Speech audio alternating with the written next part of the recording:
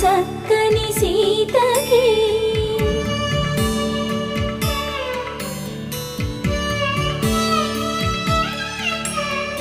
ఎర్ర జాబిలి చేయి రాముడేడని అడుగుతుంటే